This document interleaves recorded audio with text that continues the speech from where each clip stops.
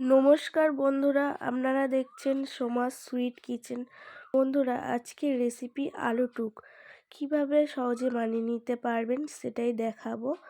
বন্ধুরা, আগে এইভাবে আলু কেটে নিয়েছিলাম, কেটে ধুয়ে রেখেছিলাম। তারপর এই যে এক্সট্রা জলটা আছে সেটা আমি এইভাবে মুছে নিচ্ছি। তারপর একটা কড়াইয়ে তেল দিয়ে বেশ কিছুটা অনেকটা তেল দিয়ে তেলটা গরম হওয়া পর্যন্ত অপেক্ষা করতে হবে। গরম হয়ে গেলে একটা একটা করে কেটে রাখা আলুটা দিয়ে দিতে হবে।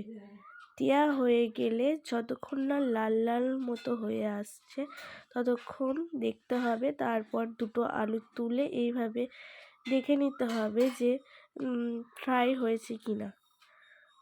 যদি হয়ে যায় তুলে নিতে হবে। তুলে নেওয়া হয়ে গেলে এইরকম একটা থালায় দিয়ে একটা গ্লাসের সাহায্যে এইরকমভাবে একটু প্রেস করে করে করে নিতে হবে। করা হয়ে গেলে আবার ওই তেলটা গরম থাকা অবস্থায় দিতে হবে। আমার প্রথমে তেলটা একটু ঠান্ডা হয়ে গেছিলো, তারপর গরম হয়ে গেছিলো, আমি সবগুলো দিয়ে দিয়েছিলাম। এবার লাল লাল করে ফ্রাই করে নিতে হবে ভালো করে।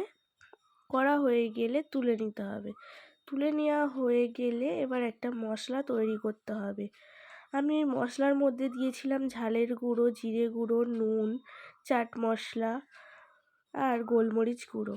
আপনারা দিয়ে দেবেন, দিয়ে ভালো করে মিশিয়ে নেবেন। মেশানো হয়ে গেলে ওই আলুগুলোর মধ্যে মশলাটা দিয়ে ভালো করে লেবুর রস দিয়ে ভালো করে মিশিয়ে নিতে হবে। লেবুর রসটা আপনারা যেমন খেতে পছন্দ করবেন তেমন দেবেন। দিয়ে ভালো করে মিক্স করে নিতে হবে যাতে মশলাগুলো প্রতিটা আলুর গায়ে ভালোভাবে লেগে যায়। হয়ে গেলে হয়ে যাবে আজকের আমাদের রেসিপি আলু টুক।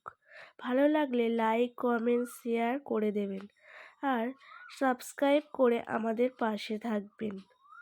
নিত্য নতুন রেসিপি পাওয়ার জন্য